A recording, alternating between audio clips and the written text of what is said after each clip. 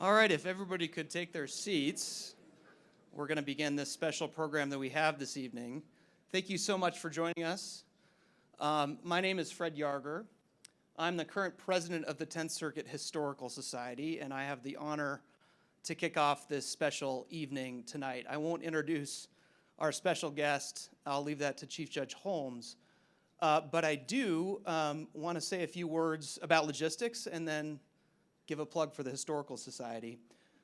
First, I've been asked to note the emergency exits, please. They should be behind you and illuminated.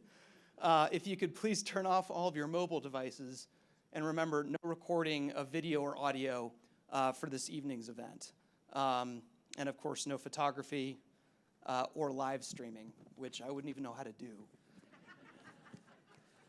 As I said, I'm the president of the 10th Circuit Historical Society, who's the sponsor of this evening's event and the following reception. The Society's mission is to preserve the history of the 10th Circuit and all the courts within the circuit. It's a wonderful organization that I've been involved in for a number of years. We host events all over the circuit in the various different states. And our activities include taking oral histories of judges transitioning off the bench. We would love for you to become a member. Events like tonight and those across the circuit are possible only because of our membership who support our programming and our activities. So please visit our website, and if this sounds interesting to you and it's an organization you'd like to support, we would certainly appreciate it. And with that, on with the programming. I'm very excited. I hope you are too. Chief Judge Holmes, I'll hand it over to you.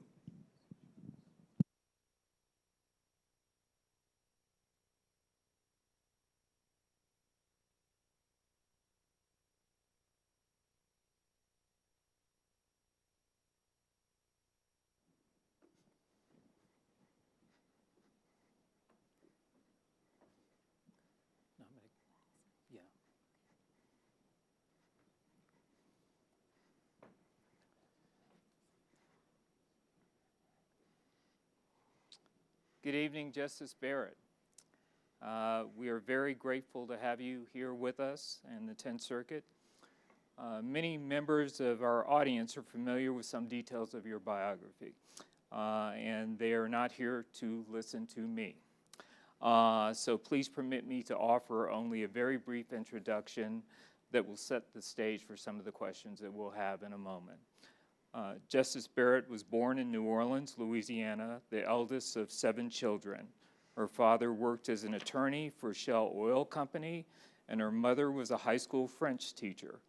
Justice Barrett attended an all-girls Catholic high school in New Orleans, and then attended Rhodes College in Memphis, Tennessee, where she graduated magna cum laude with a major in English literature. She then attended Notre Dame Law School, where, not surprisingly, she was an editor of the Law Review and graduated first in her class. After law school, she clerked in the Federal Court of Appeals and then on the U.S. Supreme Court. Justice Barrett entered private practice in Washington, D.C. for a brief period, and then she entered academia. Ultimately, she returned to her alma mater, Notre Dame Law School, where she thrived as a teacher and a scholar. In 2017, Justice Barrett answered the call of judicial service. She was nominated for a position on the 7th Circuit by President Trump and confirmed by the Senate. She served on that court with distinction until she was nominated again by President Trump to fill a vacancy on the United States Supreme Court. Justice Barrett was confirmed by the Senate and then sworn in as a member of the court in October 2020. We welcome you here, Justice Barrett, and again, with many thanks for participating in this fireside chat. To kick it off, let me just ask this question. We are so glad to have you here. Have you ever spent any time in the West? Well, I want to begin by thanking you for having me, Chief Judge Holmes, for your gracious introduction and for, is my mic on? Does it I feel? don't hear it. Now is it on? Okay, great. Thank you for your hospitality, and it's been wonderful to be here. And I have been to the West a handful of times, and every visit makes me want to come back again. So hopefully there will be that opportunity. We climbed to the top of Mount Muskoka today. It was wow. beautiful. And, and Judge Ide's husband, Troy, has convinced me that I should come back to visit a Navajo reservation. So, I would like to come back to the That's Tenth Circuit. terrific. It's We beautiful. certainly hope you do. Yeah, I'm so excited that you're here. Thank you for coming.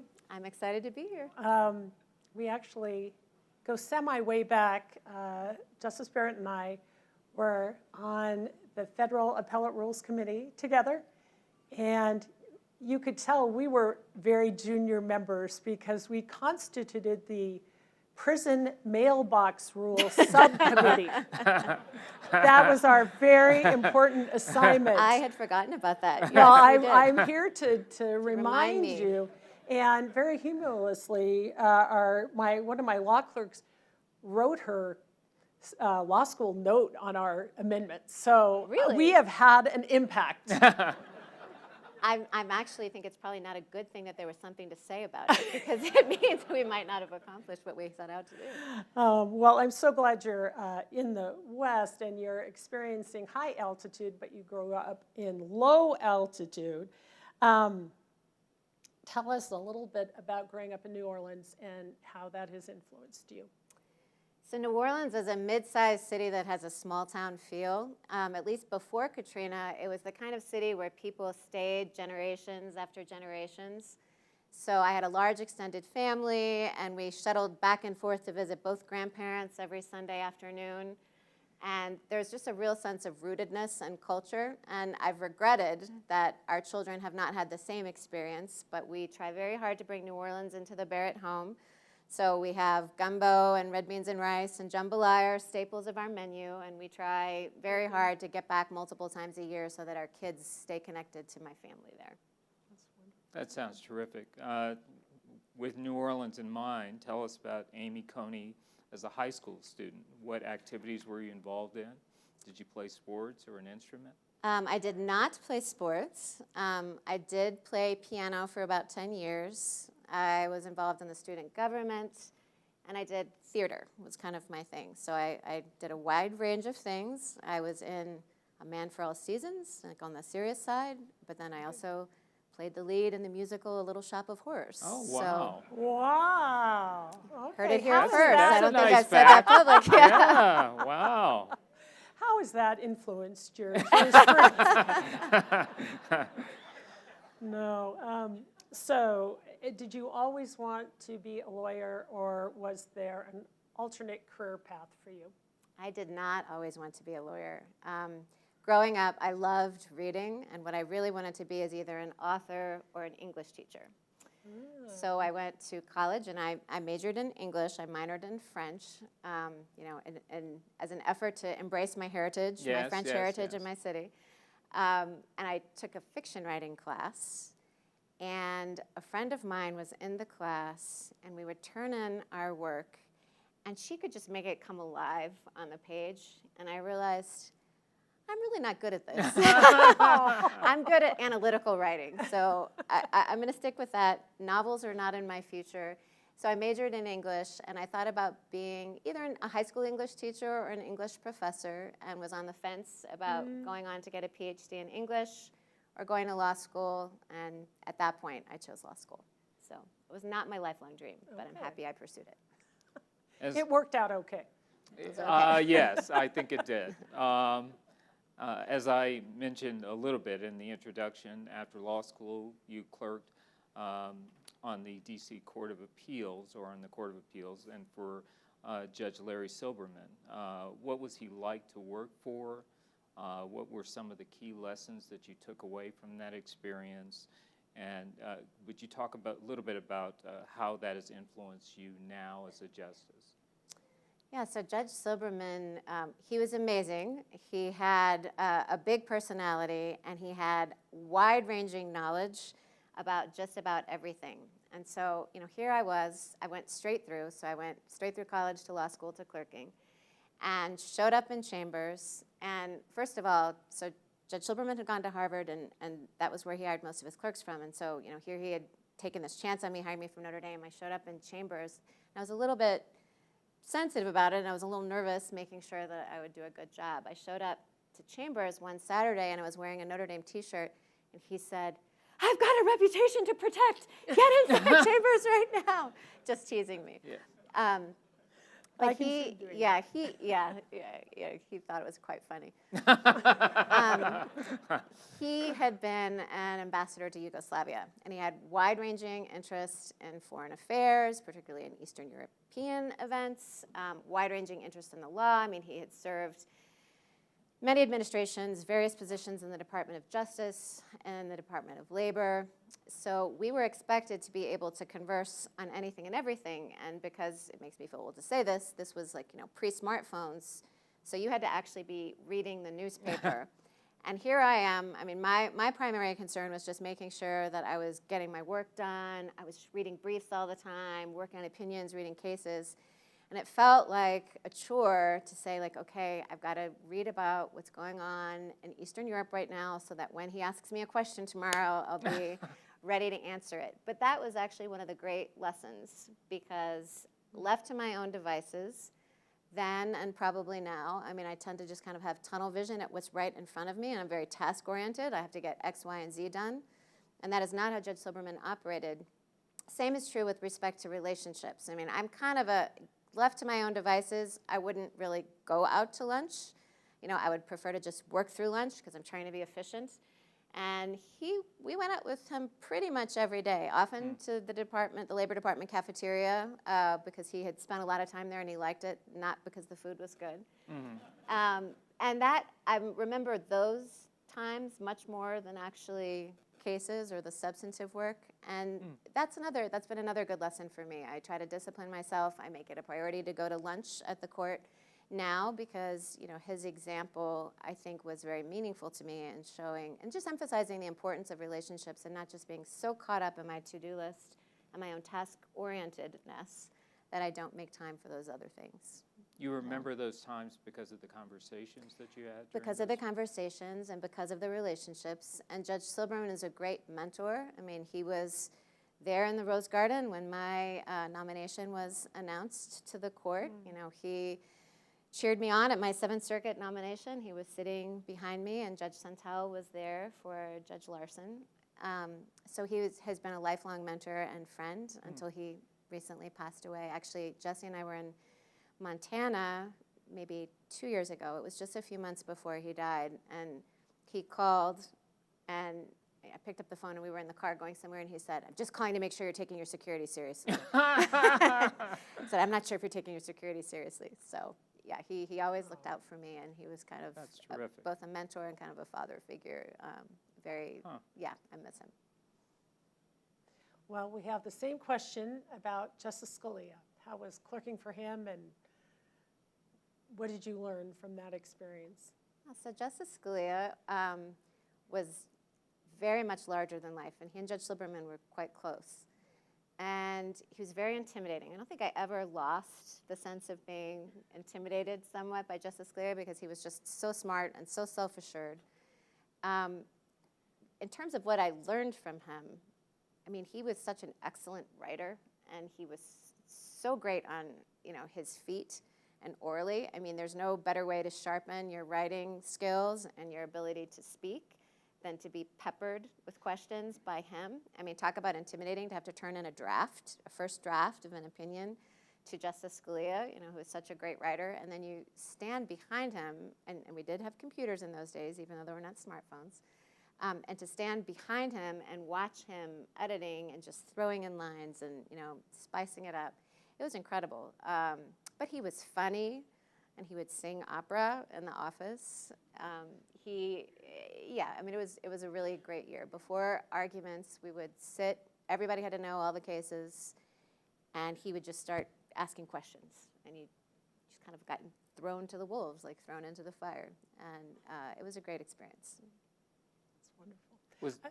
Go ahead. I was just going to say, I remember when I clerked, I clerked for Justice Thomas, and we'd go out to lunch with Justice Scalia, and it was not a relaxing experience. Let me just, it was this, you were going out to lunch, so you think, no. There were questions. There were questions. It was intense. It would usually be at AV's Italian Ristorante, and he Yep. would often order Chianti, which we did not. And then we would have pizza. He really wanted it with anchovies, and you had to try that at least once during your clerkship. I did just once. But yeah, that AVs, I have good memories of AVs. Did you find he was asking questions of the clerks like that in order to warm himself up for the oral argument, or what was he doing? Oh, you mean like when we went back and Yeah. forth? Yeah, he, you know, when the year that I clerked, the Washingtonian magazine published this, it was an article and it had all these pictures and it was like the Supremes as bosses. And it ranked the justices who were then on the court in order of who was the best to clerk for. And Justice Scalia, I'm pretty sure he was number one. And it was because of all of the engagement with his clerks in chambers, and it described it as an Italian street fight in that article. And that is kind of what it felt like. And I think he was warming himself up, and he probably was also having fun with us. Yes. You know, it was as much for us as it was for him. Do you think clerkships have changed much since you were a law clerk, or do your clerks basically do the same job you did when you were at the Supreme Court? I think it looks very similar in most respects. I will say that our emergency docket is different. So, you know, when I was clerking, the summer could be spent getting the hang of dealing with cert petitions, getting a jump on the merits briefs. And I can remember, you know, we would have death penalty cases arise on the emergency docket, and, you know, the justices aren't typically in the building as often in the summer, and I remember having to call Justice Scalia sometimes late at night and relate to him, you know, recommendations on those. But now my law clerks have been very busy all this summer handling, you know, fielding and then writing me memos on emergency docket petitions. And so I think that aspect of it is different, but even the traditions that the law clerks have remained the same. You know, every Thursday the law clerks get together for a happy hour and work hard to build relationships across chambers, and that's continued in the same form, you know, that it was in when I was clerking and when you were clerking. Well, we know you were a beloved teacher at Notre Dame for many years, and she even goes back, apparently, to teach occasionally. So, number one, do you miss full-time teaching? And how is it different from being a judge? And are there any traits that you developed as a professor that you, maybe the list keeping, that you use now? I loved teaching. So, you know, I had said before that I thought about being an English teacher and then decided to go to law school, and my career as a professor was a marriage of the two. So I got to teach and then be a lawyer at the same time. So I really loved it. And I guess I'm still trying to marry the two in the sense that I do still go back. I was just at Notre Dame last week. I taught a short course in constitutional theory for just a week, a one-credit class. And it was great to be back and in the classroom. There are actually a number of things that I have found helpful as crossovers from my time teaching. So, you know, I actually had one friend who had been a partner at a law firm before he went on the bench. And he talked about how isolating it felt to go from the hustle bustle of being in a law firm and dealing with clients and other lawyers all day to the solitude of chambers. It wasn't that big a transition for me because a lot of times, you know, a lot of law professor time is just spent, like, especially in the summertime when you're researching and writing, really is just yourself and your books and, you know, and your computer. But I also, you know, deal with young lawyers now, as I dealt with young lawyers then. Oral argument, in some ways, reminds me of preparing for class, you know, and going into the classroom. And I'm actually grateful for the amount of time that I got to spend when I was in the academy, just thinking about the bigger picture issues. You know, I have found that to be helpful when I'm on the bench. But I do miss it. It was really great to be back last week. It's wonderful. Yeah. I mentioned in in my introductory remarks that you were a circuit judge on the Seventh Circuit. Could you sort of compare and contrast what your life was like on the Seventh Circuit with your life now? Sure, you mean like just in terms of like Work. the job and the Yes, judging and work? Exactly. So the meat of it, the reading the briefs and being at oral arguments and writing opinions, all of that is very similar. I would say that as the work goes, the parts that were a big adjustment that were different is handling cert petitions are different because you have to make discretionary judgments about what cases to hear, what cases not, and it just kind of takes a little bit to kind of get the rhythm of that. So that's different. Emergency docket, that's different. I will say, just in thinking about those differences, maybe one of the biggest, though, isn't the substance of the work, but it's the number of people with whom you're doing it. So at the Court of Appeals, you're almost always operating in a panel of 3, where the Supreme Court always sits en banc, so it's always 9. And that matters from everything from oral argument to conference to opinion writing. So at oral argument on the Court of Appeals, if you just have a panel, it's pretty informal. Well, it was at the Seventh Circuit in my experience, pretty informal jumping in to ask questions because, you're 3 of you are sitting there and you get a sense of who's going to ask a question and it's easy to not be rude. It's harder when you have a long bench and you have difficulty seeing down the bench and seeing who's asking a question. There are a lot more people that you're sharing time with, so you're trying to be conscious. We all try to be conscious not to monopolize and take up too much time. It's hard for the junior justices because kind of the norm is our rule, everything in the courts goes in order of seniority, right? So if 2 speak at the same time, the more senior justice is the one who has the floor. So I try to be careful to hear if someone who's more senior than I am has started to speak first. So I think that navigating the large group makes it different, and that's true in conference too, and then that's true in writing opinions. I didn't have too much trouble when writing opinions for 2 judges or 3 judges to capture the views of a crowd, and if you're a district judge, then you're writing in a voice of 1. But when you're trying to represent the views of 5, 6, 7, 8, or 9, you're trying to find the common ground and the consensus as expressed by the majority in the conference for whom you're writing the opinion. And that's just a harder needle to thread. So you have to write in a different way than I was writing, I think, on the Court of Appeals. And I'll say about that, I have a new appreciation.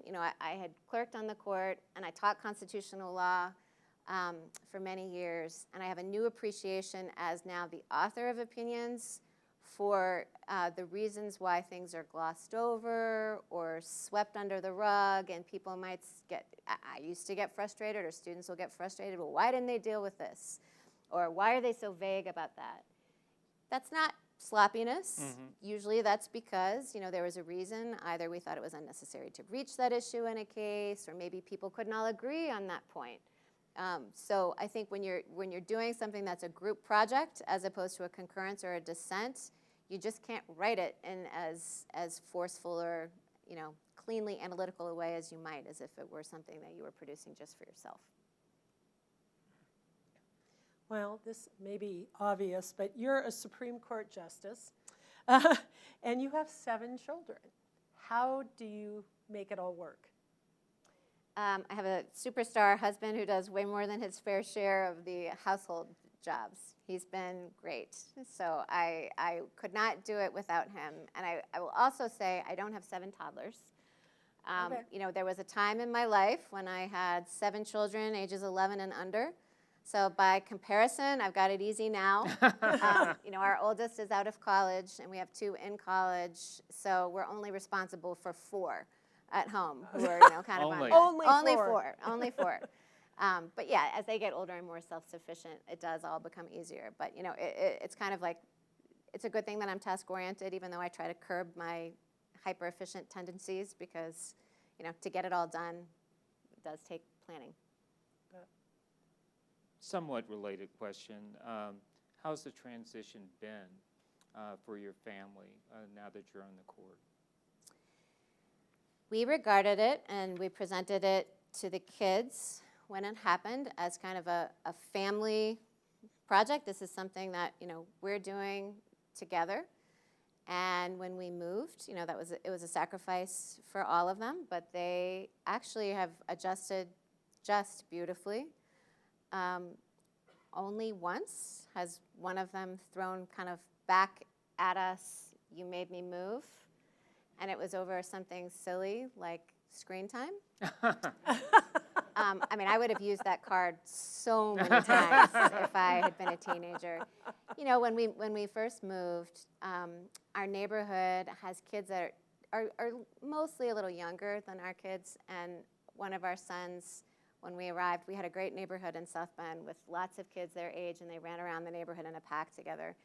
And our son, JP, walked around the neighborhood, and he just went and he knocked on doors, and he said, "Hi, I'm JP Barrett. I'm new to the neighborhood, and I wonder if you have any kids at the house who can play." He's very outgoing. But they have adjusted well at school. I mean, I will say that Jesse and I often say that our younger 4 children, the ones who are home right now, have had a different experience growing up than the older 3 girls. There have been parenting experiences that, you know, I wasn't quite prepared for or know how to respond. Like, so, you know, threat levels go up and down. And there was a time at one point that I was sent home from work with a bulletproof vest. And I walked into my bedroom and I threw down my bag and this vest on this, you know, chest that's at the bottom of our bed. And my son had followed me into the room, and he saw it. He was about 13.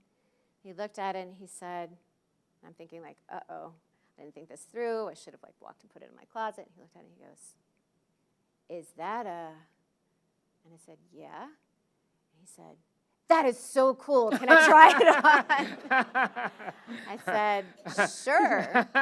So he puts it on and he looks, and then he says, "So why do you have a bulletproof vest?" But they have really taken it stride. I don't remember what I said. I'm sure it was a brilliant parenting. I'm sure it was a brilliant parenting moment.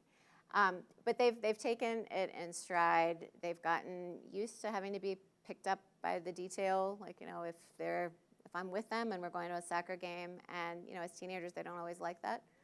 But they've rolled with it, and they've adjusted really well. I've been very proud of them. Well, just to follow up on that, you now have a security detail, and you didn't before. And I'm wondering how this has changed your life. And actually, she said she did her hike. Well, your security detail, didn't they have to go up and check out the hike before you went? They had to go too. Oh, they went too. Yeah. Okay, Yeah. all right. Yeah. Well, that's different. And I'm wondering if you could just speak to that.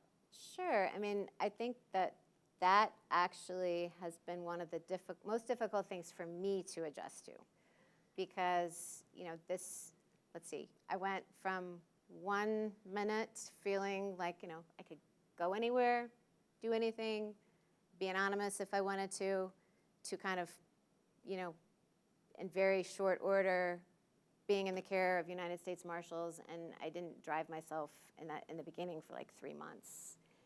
And, you know, having to plan in advance, or, I mean, my security detail is fantastic, and they're all wonderful, which makes it much easier. But it is, it's humbling, because, you know, if my children are in the car with me and they're fighting, I mean, the security detail sees it all. So, yeah, you know, there are difficult things about it. I'd prefer to be able to just go to the grocery store by myself.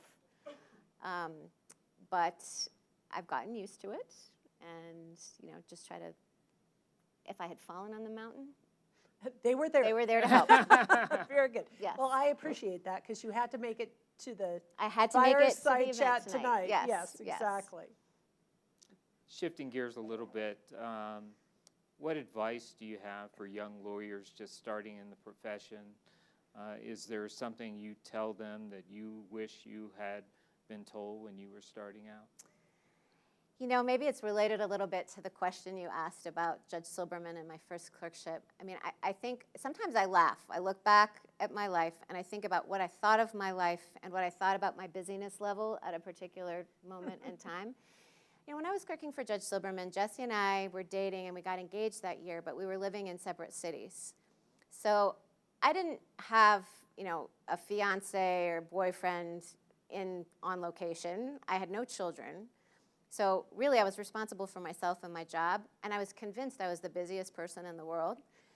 And I was reluctant to make time for lots of other things because I thought, how can I possibly fit this in? I'm just working all the time.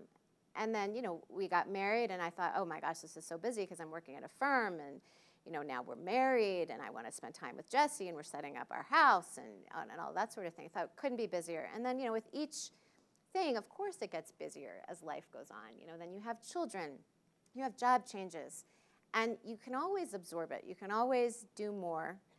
And so you shouldn't wait and say, oh, I'm so busy now, but there's going to be this time where I have more free time, and so then I'll spend time with the people that I want to spend time with, or then I'll do those things that I really want to do.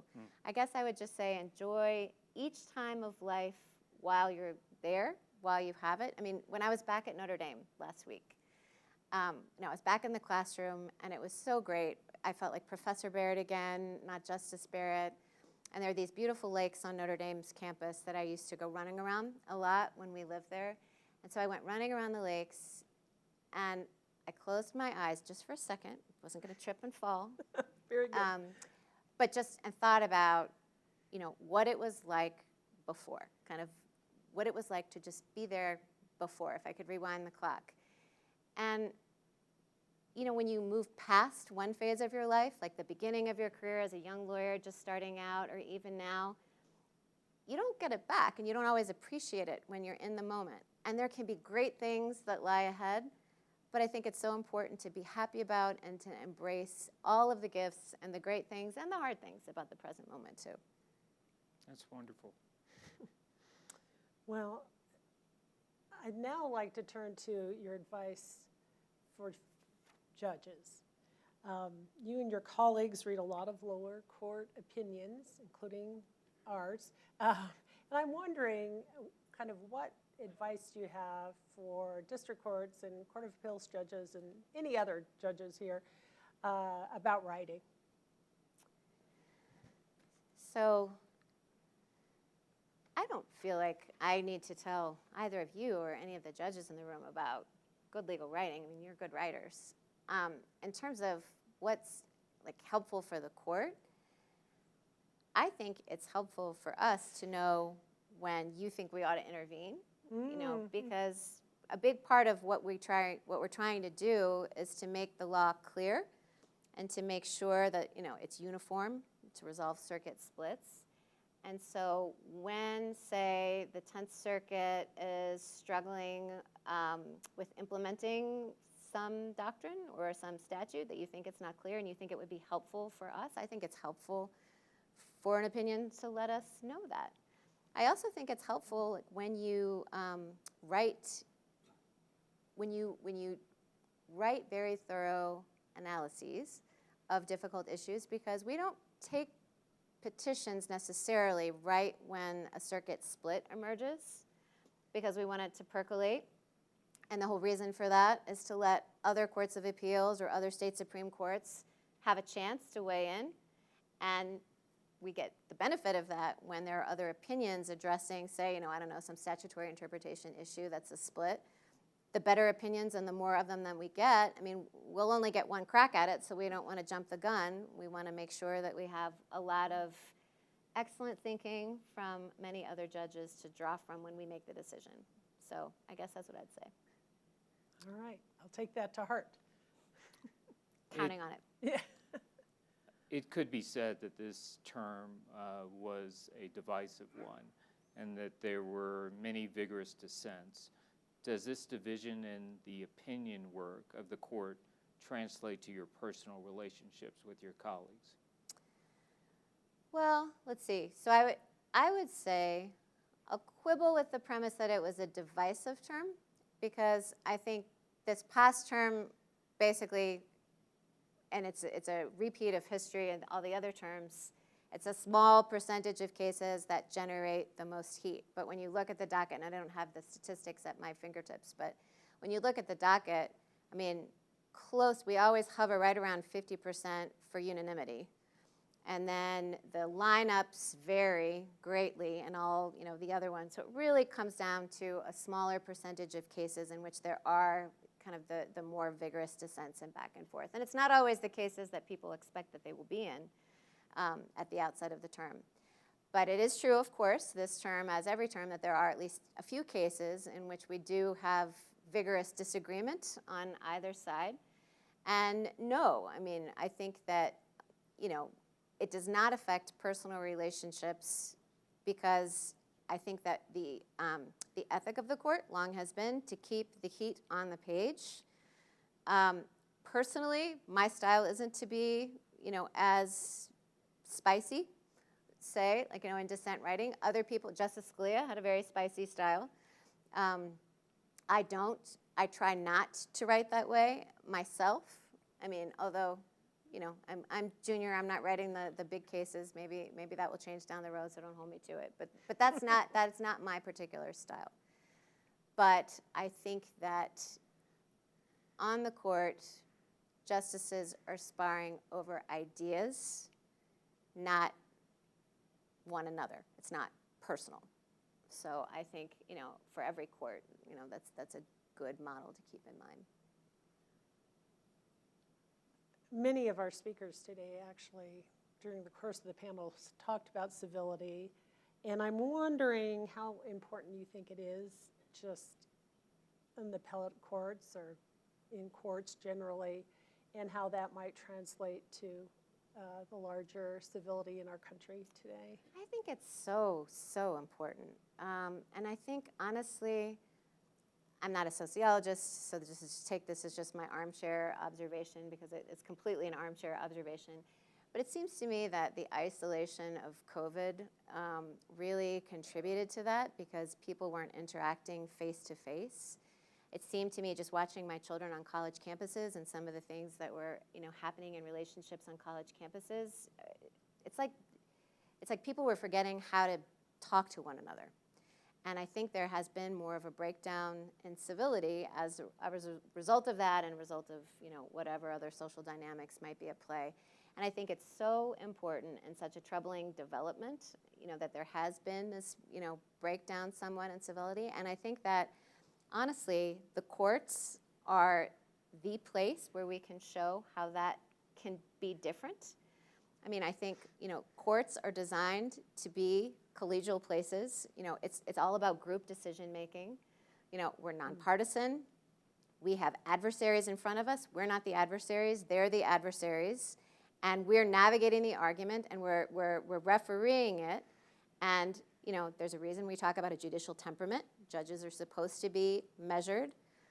The whole job is about being civil. The whole job, I mean, if you're a district judge and you're trying to encourage settlement, I mean, at every step of the way, the job of the judge is to model dispute resolution, not to model how to fight with one's colleagues and exacerbate dispute resolution. And I think that courts and lawyers really have an opportunity to encourage a build-up of civility in the larger culture. And I mean, I work at that. I worked on that, and it didn't take much work because I had great students last week. But I mean, I work on that even in the classroom, you know, and talking to them about respecting one another's ideas. I have a big conversation with my law clerks at the start of every term, you know, about how all collegiality, civility, I don't ever want to hear a negative word said about any one of my colleagues. I want you all to be good emissaries of this chambers and to be open and collegial and dealing with others around the building, and, you know, they always have. So I guess I just can't stress enough how important I think civility is, and how much of an opportunity I think that we judges and lawyers have to advance the ball. And I will say that one glimmer of hope that I have seen recently, I have started getting all of these invitations to talk about this issue. So Justice Sotomayor and I have done a few appearances together. We're getting ready to do another one for a show on PBS that's basically devoted to this idea, like people in government who have different positions and yet can disagree in a respectful manner. So I'm hoping, and I know that Judge Griffith, who retired from the DC Circuit, has now taken charge of this entire initiative of trying to bring civility and collegiality back. So I think there's an appetite for it, and I hope that it catches on. Well, that's wonderful. One commentator has described your writing style on the court as having, quote, an austere desert-like beauty about it, unquote. What do you think about that description, and how would you describe your writing style? I'm unclear whether it's a compliment. I think it was. I think it was. Hence the reason why fiction writing wasn't for me. When I was in 10th grade, I wrote my very first research paper in my English class on For Whom the Bell Tolls. And I loved Hemingway's writing style, and I loved how he always wanted to say things in the least number of words and shortest. And so maybe that is why, but since I started writing in high school, I've kind of always taken that approach. And so, if you can say it in 2 syllables instead of 3, I try to do that. Sometimes it's like reducing a fraction, how lean can you make a sentence? And, the job of a judge, the job of a lawyer is to make things as clear as possible. And so I think when you strip things down, I don't know if I'd say desert-like beauty, but if you like the strip sound things of that. down, if you strip them down to their essence, then that helps them be clear to the reader. And that, above all, is my goal. All right, this is a burning question. Do justices have fun? And if so, what do you do to have fun? And what are you reading? And what are you watching? So maybe justices that don't still have 4 children at home have more fun than I do. Okay, I mean, we have fair a lot enough. of family fun. So, we Fair spend enough. a lot of time at school events and children's sports games and piano recitals and all that sort of thing. I actually have listened to books more recently. It's actually a huge sadness to me that I don't have more time to read, because I've all my life loved reading. And now I find that listening to audiobooks is how I have the most time to do it, because I can do that while I'm multitasking. So I usually alternate between something light and something heavy. So I recently finished Remarkably Bright Creatures, which is quite light. And I'm almost done with Demon of Unrest, which is not light, which is definitely not light. Very good. And Jesse and I, at the end of each night, I don't know, I think it's actually more important to me than it is to Jesse. I think he'd be happy to just kind of read. But I feel like at the end of the night, I just need something to wipe my mind clean that I don't really have to think about. So yeah, we're eagerly waiting till we get home so we can watch the new season of Slow Horses on Apple. That's one of our You're not alone. favorites. That's one that we like. So. Oh, that's great.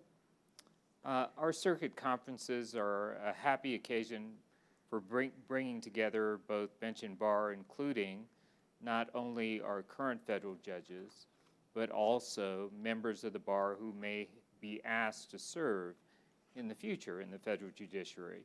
So perhaps this is a good note to ask you. Judicial service is gratifying, but it also requires many personal and financial sacrifices. What words of encouragement do you have for those who might have the opportunity to serve?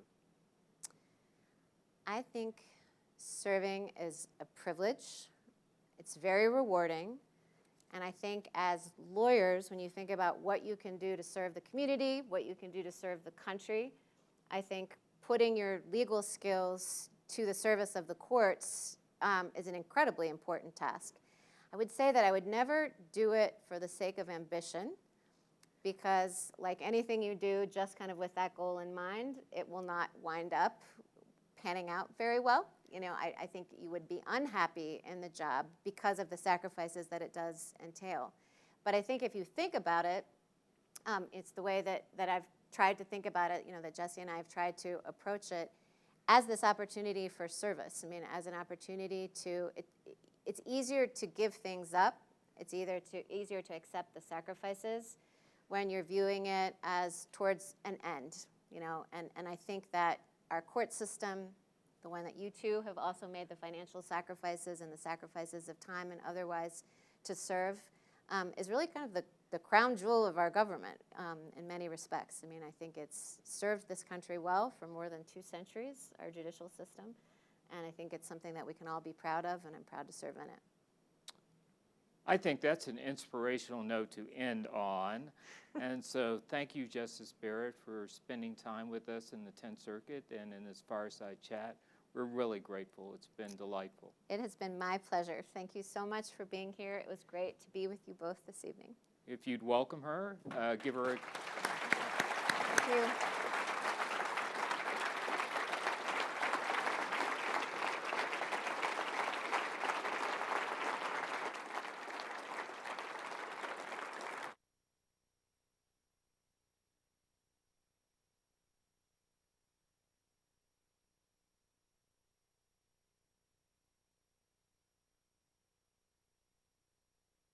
Put on my Chief Judge hat. We're done.